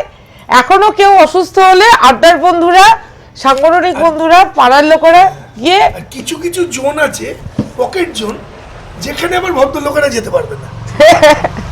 সেগুলো নির্দিষ্ট কিছু জায়গা আছে, সে করবে বা সেটা আছে, কিন্তু না, আমি খালি বোঝার চেষ্টা করছি বড় শহরের কলকাতা মহানগরের মানসিকতা একরকম, এখনো বোধহয় এখানে এরকম টের পাই না। ওয়েস্ট বেঙ্গলের এডুকেশন কালচারেও একটা বিরাট ঘাটতি পড়েছে, বিরাট। ওই যে বললাম কোন মানে দিকে ফিরাবে বিমল চক্ষু। শিক্ষাঙ্গনগুলোতে পড়াশোনার কালচার আমাদের পড়াশোনার সময় যা পেয়েছি শিক্ষার গণিতে তার তুলে থেকে দেওয়া হচ্ছে, একদম, তাহলে আর কালচার তার থেকে। থাকবে। আর এখনকার ছেলে মেয়েদের ট্রেন্ড হচ্ছে মানে উচ্চ মাধ্যমিকটা বড়জোর করছে, করার পরই মেন স্ট্রিমে পড়াশোনা করার জায়গাটা প্রায় শেষ হয়ে গেছে। পাচ্ছেন না বা তারা চাইছে না, মানে স্বাভাবিক, তারা তাদের বাইরে কাজ বিভিন্ন নেই। কারণে পড়তে চলে যাচ্ছে। পড়ে কি লাভ? মানে একটা পলিটিক্যাল সায়েন্স, হিস্ট্রি বা ফিজিক্স, কেমিস্ট্রি পড়ে কোনো লাভ নেই তো। লাভ নেই বলতে সে তো বললাম যে টোটাল না তার তো পরীক্ষা নেই। আমাদের সময় ধরুন আমরা মেইন স্ট্রিমে মানে জেনারেল লাইন ছিল, জেনারেল লাইনে কেন পড়তাম? যে এসএসসি হবে, সিএসসি হবে, চাকরি হবে। চাকরি হয়তো চাকরি নেই। এখন যদি আমার ছেলে আমাকে কোয়েশ্চেন করে, বলো সামাজিক মনস্তত্ত্বের দিক থেকে where do you place the state? আমি ক্লিনিক্যাল সাইকোলজি, মানে সাইকোলজি যেটা খুব বেশি আলোচনার দিক, সেটা হচ্ছে যে অসুস্থ মনের দিকটা, হ্যাঁ। অবমনের দিকটা, খারাপ মন। আমি ক্লিনিক্যাল আমরা সাইকোলজি চাইছি। পড়তে ভালোবাসতাম, আমি বেছে নিয়েছিলাম সামাজিক মনস্তত্ত্ব। অদ্ভুত ব্যাপার, এখন আর সামাজিক মনস্তত্ত্ব আর অবমন বা অসুস্থ মনের সাইকোলজি, ক্লিনিক্যাল মেডিকেল সাইকোলজি খুব আলাদা করা যায়। তাই বুঝি। তার কারণ হচ্ছে যে যদি আমি কৃষ্ণনগরের আলোচনা করি, আমি কৃষ্ণনগর শহরে বসে হ্যাঁ, হ্যাঁ, হ্যাঁ। রাত 2টো পর্যন্ত কৃষ্ণনগরের ঠেক কালচার খুব চলে। আমি রাত 2টো পর্যন্ত লাস্ট চাটা খেয়ে ফিরি। তো এবার কিন্তু বাজার তো ক্রমশ দুটো অবধি করো কি? আমি তো পড়াই, হ্যাঁ, বিশ্ববিদ্যালয়ে পড়াই, 17 বছর ধরে বিশ্ববিদ্যালয়ে পড়াই গেস্ট হিসেবে, বিভিন্ন বিশ্ববিদ্যালয়ে পিএইচডি কোর্সকে বিভিন্ন জায়গায় পড়াই। তো একটু আগে জ্যোতিটা বলছিলেন, আমি আসবো সেই প্রসঙ্গে। তো এবার ছাত্রদের সঙ্গে আমার খুব ভালো সম্পর্ক, প্রচুর আড্ডা হয়, প্রচুর কথা হয়। আর মানে তোমার ইউনিভার্সিটির ছাত্র না এখানে পাড়ার ছাত্র? ইউনিভার্সিটির ছাত্র, বাইরে তো অসমবয়সী বন্ধু অনেক আছে। তো যেটা বিষয় সেটা হচ্ছে যে এই যে বাজারের কথা বললাম, যে বাজার কতগুলো শর্ত আমাদের উপরে চাপিয়ে দিয়েছে। যদি আমি মাটিতে দাঁড়িয়ে, কৃষ্ণনগরে দাঁড়িয়ে বলি যে কেমন শর্তগুলো, সেটা হচ্ছে কৃষ্ণনগর শহরে আপনি এক্ষুনি আমাকে জিজ্ঞাসা করুন, কৃষ্ণনগরের যে কোনো মানুষকে জিজ্ঞেস করুন কতগুলো ফুটবল টুর্নামেন্ট বন্ধ হয়ে গেছে। খেলার মাঠ কমছে, খেলা কমছে, খেলার সময় কমছে। সবাই অ্যাডোলেসেন্টকে দোষ দেবে যে সারাদিন তারা ফোন ঘেটে বসে, ফোন নিয়ে বসে। সেই অ্যাডোলেসেন্টকে আপনি কোথায় ডেকে আনবেন? মেডিকেল সাইকোলজিস্টের, ক্লিনিক্যাল সাইকোলজিস্টের চেম্বারে। সে এসে বলবে যে আমিও বসে থাকি ফোন নিয়ে, যারা আমাকে আপনার কাছে নিয়ে এসছে তারা দুজনও বসে থাকে ফোন নিয়ে। তো বাকি যেগুলো তৈরি হচ্ছে, এই যে বন্ধুত্বের পরিসর, আড্ডা, কেক, এগুলোর মধ্যে যে বাজার কেমন করে ঢুকে পড়ছে, বাজার তার শর্ত নিয়ে ঢুকে পড়ছে, সেটা হচ্ছে অনিশ্চয়তা আর প্রতিযোগিতা।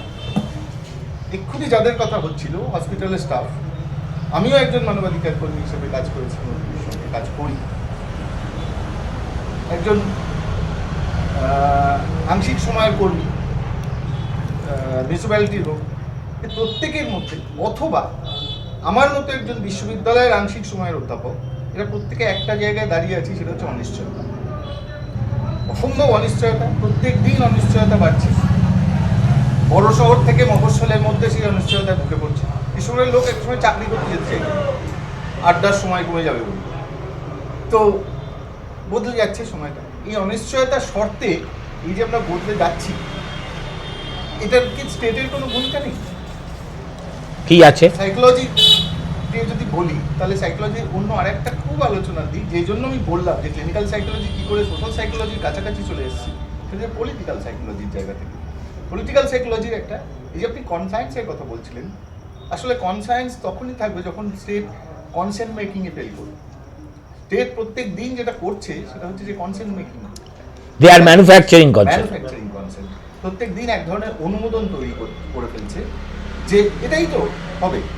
আর তোর অস্থায়ী কর্মীকে স্থায়ীকরণের দাবিটা আমরা তুলতে পারবো না। ট্রেড ইউনিয়নও একদিন মেনে নিতে শুরু করে। একদিন আমার মতো ছেলে ভেবে নেব যে আর তো সব পাকা চাকরি নেই, এটাই করতে হবে, এটা থেকে এটা, এটা থেকে এটা।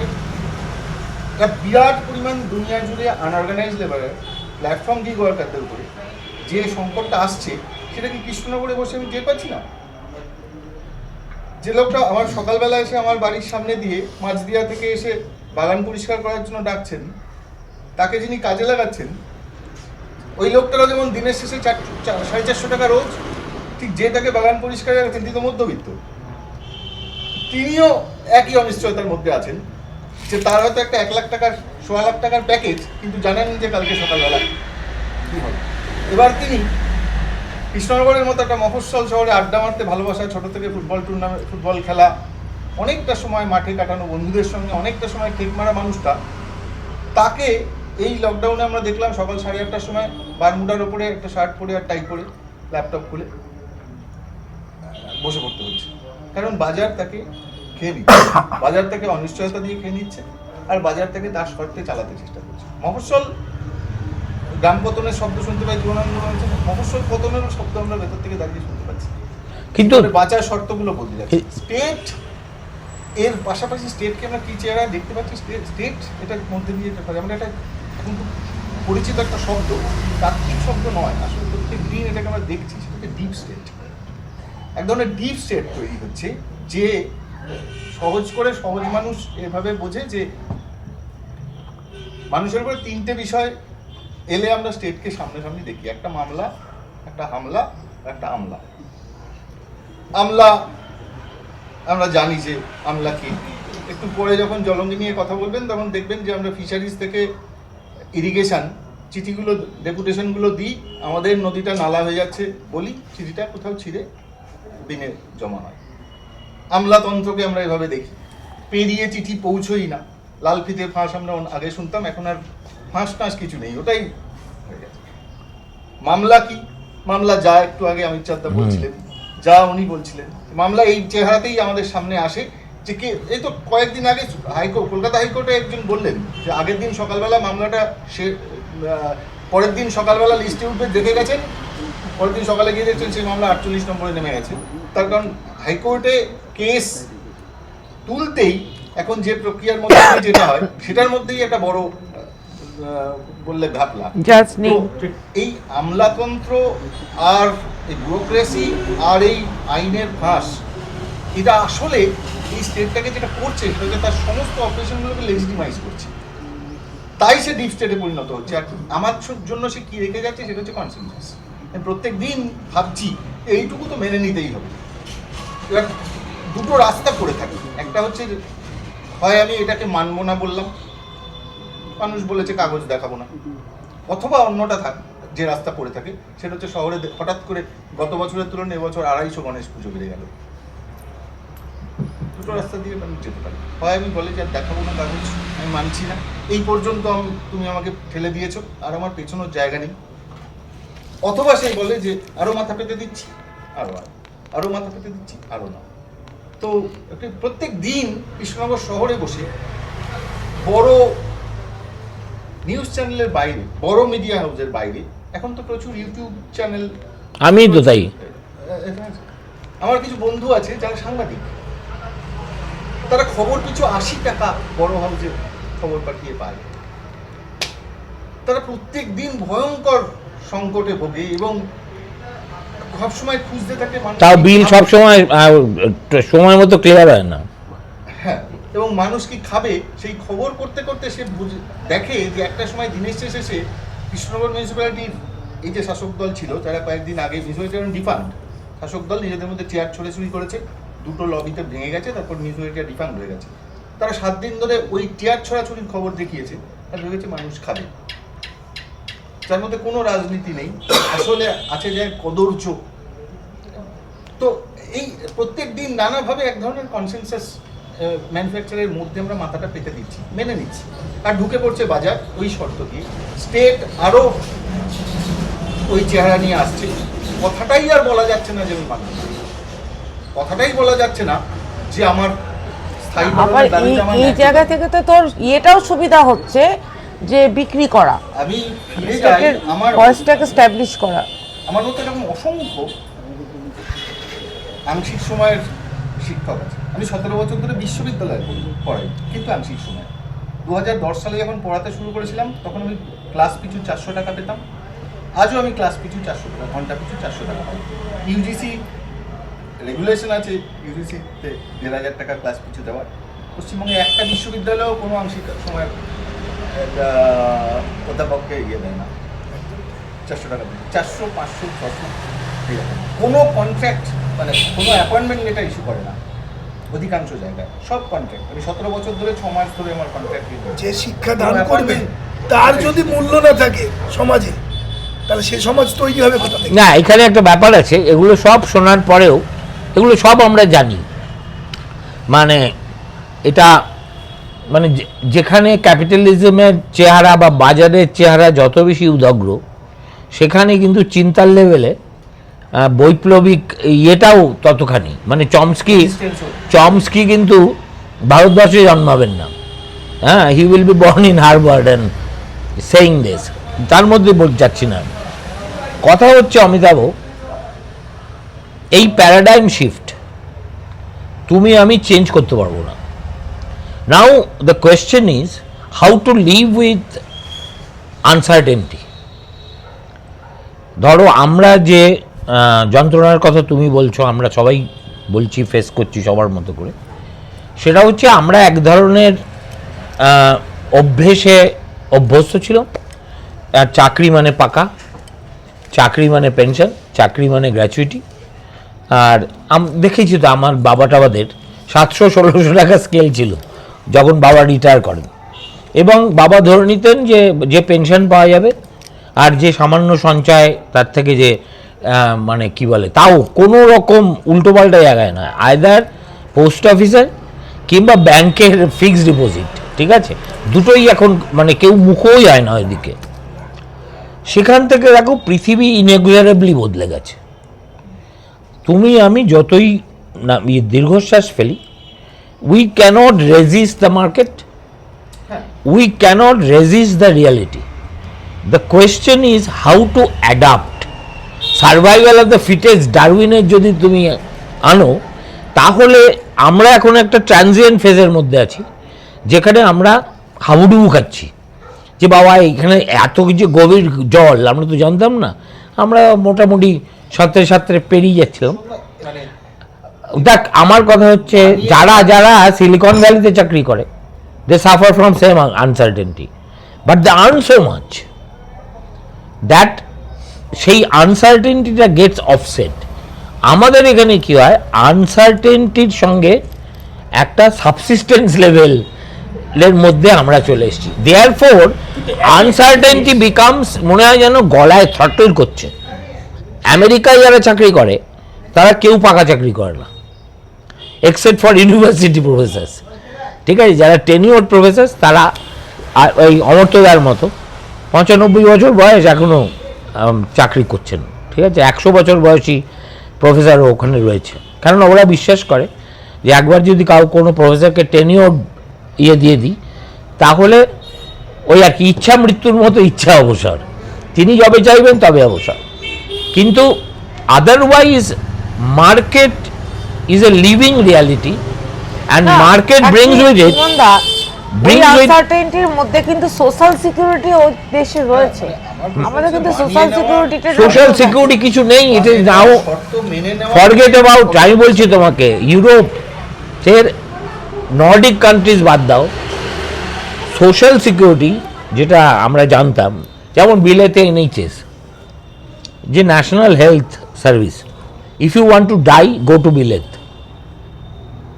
If you have an heart attack you have to wait 3 months in the queue before একটা তোমাকে doctor will have time to see you if you go through NHS। সেখানে আবার প্রাইভেট প্র্যাকটিস অ্যালাউড না। সো লোকে পাগল হয়ে যাচ্ছে। আমেরিকায় যে ওবামা কেয়ার ফেয়ার এসব যা গরিবের ব্যাপার ছিল, সব ট্রাম্প কেড়ে নিয়েছে। এখন আমেরিকায় অসুখ করা মানে খুব এক্সপেন্সিভ মৃত্যু। সারা জীবন তুমি আয় করেছিলে সেটাও তোমার চলে যাবে মরতে। আমরা এখন, আমার কথা হচ্ছে যে আমরা যেটা থেকে স্টেট এসকেপ করছে, সেটা হচ্ছে state is not playing its role to prepare its citizenry to face this kind of exigency and tell the truth. আমার বক্তব্য হচ্ছে, আমি দেখেছি যে যখনই you confront people with truth, এর চাইতে বড় ডিজার্মিং আর কিছু হতে পারে না। তুমি যদি 100টা লোককে একদম টেক দেম ইন্টু কনফিডেন্সে যে ভাই আমি এই টাকা কামাই, আমার ব্যবসা থেকে এই টাকা আসে, this is what I pay you, কেমন, কেননা এর চাইতে বেশি টাকা দেওয়ার ক্ষমতা আমার নেই, তুমি দেখবে জান লড়িয়ে কাজ করছে। আর তুমি যদি ওইখানে একটা ভালো সিএ রেখে নিজের প্রফিট অ্যান্ড লস অ্যাকাউন্টটাকে এমনভাবে ম্যানিপুলেট করো যেখানে তোমার সত্যিটা তুমি তোমার নিজের যারা কর্মচারী তাদের সঙ্গে শেয়ার করছো না, সেখানে বিকামস ভেরি প্রবলেমেটিক। যাই হোক, আমি তো ক্যারিয়ার অবশ্যই সেটার সাথে মানে দলতন্ত্র এবং ক্ষমতা এই দুটো তো সামনে এমনভাবে আসছে, এটা তো এইভাবে আমরা কখনো দেখিনি। দলতন্ত্রের আমরা সূচনা দেখেছি, কিভাবে দলতন্ত্র আস্তে আস্তে গ্রাস করে মানুষের মতামত, কিন্তু তার এই চেহারা যেখানে ক্ষমতা এবং দলতন্ত্র এমন অসহায় করে ফেলছে মানুষকে যে অধিকারের প্রশ্নে কথা বলাই যাচ্ছে না। কেন একজন মানুষ তার চেয়ারে যেই হন, থানার আইসি, কোতোয়ালি থানার আইসি, কেন তিনি বাধ্য হচ্ছেন, এই প্রশ্নটা তো উঠবেই। যে ধর্মীয় মৌলবাদের প্রশ্ন উঠছে অবশ্যই, কিন্তু কেন অ্যাডমিনিস্ট্রেশনে বসে, পুলিশ অ্যাডমিনিস্ট্রেশনে বসে তিনি একজন মানুষ আক্রান্ত হচ্ছেন, তার বিরুদ্ধে মিথ্যে অভিযোগ হচ্ছে, যারা মিথ্যে অভিযোগ করছে তাদের বিরুদ্ধে তিনি একটা পাও তুলতে পারছেন না, অথচ যার বিরুদ্ধে মিথ্যে অভিযোগ তাকে তিনি প্রোঅ্যাক্টিভ হয়ে অ্যারেস্ট করে নিয়ে আসছেন। এটা কি এই যুগেরই একটা ব্যাধি? এটা বরাবর ছিল। কোথাও মৌলবাদের যে ক্ষমতা, অশুভ শক্তির যে ক্ষমতা, তার সঙ্গে আরেক ধরনের রাজনৈতিক দলতন্ত্র কাঠছড়া বাজছে বলেই মানুষকে এই জায়গাটায় পৌঁছতে হচ্ছে। না তাহলে তাদের ভয়েসটা খুব ক্ষীণ হয়ে আসছে, কমে আসছে।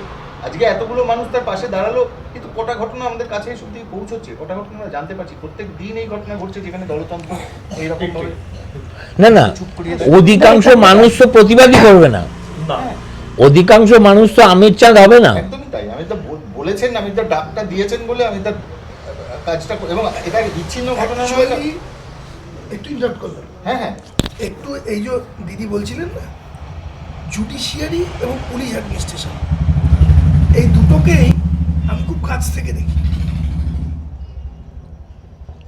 কারণ আমার প্রায় 28 বছর প্র্যাকটিস হলো, তার মধ্যে 22-24 বছর আমি খুব পিক ফর্মেই ফৌজদারি প্র্যাকটিসটা করছি।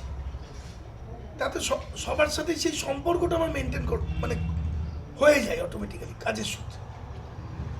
সব থেকে বাজে পজিশনে আছে পশ্চিমবঙ্গে পুলিশ অ্যাডমিনিস্ট্রেশন। যদি বলেন কেন, আমির বাবুর কেস নিয়ে আমি টোটালটা স্টাডি করে যেটা পেয়েছি, কারণ আমার কাছে সব শ্রেণীর মানুষ আছে, তাতে উনি একটা দৃষ্টান্তমূলক কাজ করলেন, কিন্তু উনি সংখ্যালঘিষ্ঠ, আর যারা এটার বিরোধিতা করছে, কোন ধর্ম আমি বলছি না, সংখ্যাগরিষ্ঠ। তাহলে সংখ্যাগরিষ্ঠ লোক, সামনে নির্বাচন, সংখ্যাগরিষ্ঠ লোকের পেছনে পলিটিক্যাল পাওয়ার যুক্ত হয়ে যাচ্ছে। যেই সংখ্যাগরিষ্ঠ, একটা হচ্ছে সংখ্যাধিক্য আর তার সাথে পলিটিক্যাল পাওয়ার যেই যুক্ত হচ্ছে, তখন পুলিশ অ্যাডমিনিস্ট্রেশনের উপর প্রেশার তৈরি হচ্ছে। মানে এগুলো কাট, আমি পরিচালকের নাম মনে নেই, বছর দুয়েক আগে কোর্ট বলে একটা সিনেমা বেরিয়েছিল, আপনারা দেখেছেন? কোর্ট, মানে ভেগলি মনে পড়ছে। হ্যাঁ, ওই যে আমাদের স্কুল লাইফে ওই যে যেখানে সানি দেওয়ালের সিনেমাটা, ওটা আমাদের মনে আছে। সানি দেওয়াল ডিম্পল কাপাডিয়া, সানি দেওয়াল কোর্টে দাঁড়িয়ে তারিখ পে তারিখ, তারিখ পে তারিখ। ওটা সেই সিনেমাটা। যাই হোক, এইবার এই জায়গায় দুদিক দিয়ে কাটছে পুলিশ, মানে এটা করবো না ওটা করবো। আমির বাবুর মামলা, এবার জুডিশিয়ালের যে কথাটা, এফআইআরটা যেটা লেখা হলো, তার গ্র্যাভিটি অফ অফেন্সটা এমনভাবে সাজানো হলো, প্রথম দিন যখন কোনো কাউকে কোর্টে প্রডিউস করা হয়, জজ সাহেবের সামনে থাকে শুধু এফআইআর কপিটা। আমি একটা কেসের উদাহরণ দিতে পারি, কৃষ্ণনগর কোর্টেই একটা 307-এ, মানে প্রিভিয়াস যে ছিল আইপিসি ছিল, আইপিসি যেটা ছিল 307-এ একটা কেস স্টার্ট হলো, খুব grievous injury. CDR injury report কলফার হলো, কোনো একটা পলিটিক্যাল প্রেসারে পুলিশ ইনজুরি রিপোর্টটা পাঠালো না, জজ সাহেব দেখতে পেল না, জজ সাহেব বেল দিয়ে দিল, 4 দিন পর সেই লোকটা মারা গেল। আজকের কথা না, 10-12 বছর আগের কথা, সেই লোকটা মারা গেল। তাহলে জুডিশিয়াল অফিসার কি, সে যতক্ষণ না কেস ডায়েরি আসছে, ইনজুরি রিপোর্ট আসছে, বা যে বিষয় নিয়ে ঘটনা তার টোটাল পেপারস আসছে, ততক্ষণ জুডিশিয়াল অফিসার কিন্তু আমার আপনার মতো অন্ধকারে। আপনি এই যে একটু আগে মতুলি যে ঘটনাটা বলছিল, এই মেটার্নিটি মানে ডিস্ট্রিক্ট হসপিটালের সদরে প্রেগনেন্সি, পরের দিন যখন ওই মেয়েটির হাজব্যান্ড সে থানায় একটা কমপ্লেন করতে যায়, এবং থানা থেকে ওকে জিজ্ঞাসা করে তোদেরকে শিখিয়ে দিয়েছে যে এটা নিয়ে থানায় ইয়ে করতে হবে, অভিযোগ দিতে হবে। সে বলছে আমাকে একটা জিডি নাম্বার দিন। তো বলছে তোকে কে শিখিয়ে দিল যে এটার জন্য তোকে আর একটা কথা বলা দরকার। এটা 10 হচ্ছে দিন আগে আমরা কাজের সূত্রে কলকাতাতে, আমরাও কাজের সূত্রে কলকাতা। একটা জিনিস মানে আমার মানে সাংবাদিক হিসাবে আপনার কাছে অনুরোধ, এটা হচ্ছে যে কলকাতার অনেক মানুষের ক্ষেত্রে যারা বুদ্ধিজীবী রয়েছেন, যারা না আর বুদ্ধি কেউ নেই, আর যাই হোক এইসব যাদের পরিচিতি আছে সেই অর্থে, তারা প্র্যাকটিক্যালি গ্রামাঞ্চলকে, আমরা খুব একদম প্রতিদিন গ্রামাঞ্চলের মানুষদের আসেন, সবসময় আমাদের যাতায়াত আছে, তাদের সঙ্গে তারা মানে কোনোভাবে রিলেট করতে পারেন বলে আমার মনে হয় না। একদম পরিষ্কার পরিচ্ছন্ন। কোনোদিন পারতেন? হ্যাঁ, কোনোদিন পারতেন? কোনো একটা সময় পারতেন কিনা আমি জানি না। আমি যতদিন দেখেছি, দেখুন, it has to be a politician to be connected. 2 number, হ্যাঁ, আদারওয়াইজ কেউ করতো না। আর 2 নম্বর হচ্ছে যে দেখুন, আপনি উনিও ভালো করে জানেন, জেলখানাতে যত মানুষ আছেন একটু সার্ভে করলেই দেখা যাবে। আমি জেলখানায় ডিউটির খাতিরে আমাকে প্রায় যেতে হতো। তারা কারা? গরিব মানুষ। একজন পুলিশের হায়ার অথরিটি এবং একজন জেলের হায়ার অথরিটির মধ্যে কথা হচ্ছে, মাঝখানে আমি।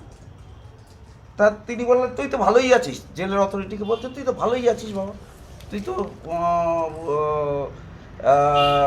এইসব মানুষের মধ্যে থাকিস ইত্যাদি। আর পুলিশ অফিসার আর একরকম বলছে। তা তখন ওই জেলার সাহেব একটা কথা বলেছে, বললো আমি কিন্তু সবসময় ভালো মানুষের মধ্যেই থাকি, আর তুমি ম্যাক্সিমাম সময় হয়তো খারাপ মানুষের মধ্যে থাকো, কারণ তুমি যাদের কেস দিয়ে পাঠাও তারা তো অধিকাংশই ভালো। 2 নম্বর আর একটা প্রশ্ন আমার খুব ভাবায়, বুঝেছেন, জেল আমি একদিন গেছি, মানে রেফারেন্স হিসাবে এগুলো খুব কাজে লাগে। আমি গেছি, আমার একটা কোর্টে কাজ ছিল, আমি একজনকে বললাম একজন মানুষ আসবে কলকাতা থেকে, তা আমি তুমি তাকে চিনবে না? বললো না যদি আমি চিনে নিতে পারবো। আমি বললাম কী করে চিনবে? বলে এই যতগুলো ওই আপনার এজলাসের সামনে মানুষ বসে আছে সবাই গরিব মানুষ, দেখুন আপনার মতো নেই কিন্তু, প্যান্ট জামা পরা বেশ বুঝে টুঝে আছে, এরম লোক কিন্তু নেই। সুতরাং ওই রকম লোক আসলে আমি বলে দিতে পারি। ফলে কোর্টেই যারা যায় তাদের অধিকাংশটাই গরিব মানুষ। তাহলে কেসটা কারা দিচ্ছেন, জেলে কারা যাচ্ছেন, কোর্টে শুধুমাত্র টাকা নেই বলে বেল পাচ্ছেন না দিনের পর দিন। আমি বাচ্চা কোলে করে জেলখানার সামনে শুধু ইন্টারভিউয়ের দিন খাবার দিতে পারছেন না মা, আমি এরকম। ফলে সিস্টেমটা মানে আমি অন্যদিকে আলোচনা থেকে অন্যদিকে ঘুরিয়ে দিলাম যে গ্রামাঞ্চলে এই ছবিটা প্রকট আগেও ছিল, এখনও আছে, এর কোনো পরিবর্তন হয়নি। আর ইনসিকিউরিটি যদি বলেন, তুলনামূলকভাবে ইনসিকিউরিটি যদি মফস্বলে বলেন, এটা আমার ধারণা, এটা আপনি আরও ভালো বলতে পারবেন, আপনার বিচরণ ক্ষেত্র আর বেশি। কিন্তু গ্রামাঞ্চলে এই যে এই মুহূর্তে ইনসিকিউরিটিটা গ্রামাঞ্চলে কম। ধরুন একটা প্লাম্বিং মিস্ত্রি, সে সকালবেলা বেরোবে কাজে, সে কিন্তু এই টাকাটা রোজগার করে নিয়ে যাবে। বা আগে আপনি ফসল কাটার আগে আমাদের বাস স্ট্যান্ডের ওখানে একটা বিরাট বাজার বসত, শ্রমের বাজার, সেখান থেকে বর্ধমানে লোক তুলে নিয়ে চলে যেত যারা ঠিকাদার তারা লোক নিয়ে কাজ করাতো। এখন ওই বাজারটা দেখতে পাবেন না, চিত্রমন্দিরের সামনেও বাজারটা নেই দেখবেন। ওখানকার মানুষ, যারা গ্রামের মানুষ, যে চাষির ছেলেটা, সে জানে আমার পড়াশুনো করে লাভ নেই, আমাকে অন্য কাজটাই করতে হবে। আমি দিল্লি চলে যাই, কেরল চলে যাই, বোম্বে, এখন অন্য একটা সিচুয়েশান হয়েছে, ছেড়ে দিয়েছে।